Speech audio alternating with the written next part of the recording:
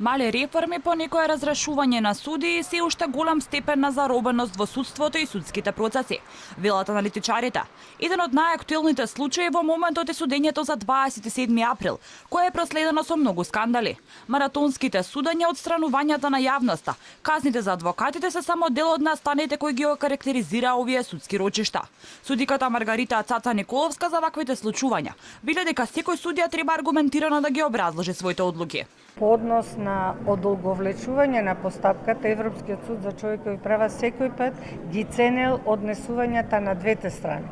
Значи, барањето или правење на одредени активности која што ќе оневозможи судење без релевантни факти, без релевантни причини, не е во насока на фер постапување. За текот на рочиштата за 27 април се осврни поранешниот антикорупционер Воислав Зафировски, кој вели дека постапката не е добро поставена и не се презентирани сите докази. Сите докази со кои располага обвинителството не се уредно презентирани и до крај презентирани на одбраната, туку се презентираат само селективни докази, така што немаме фер одбрана. Треба да им обезбеди фер судење со фер одбрана.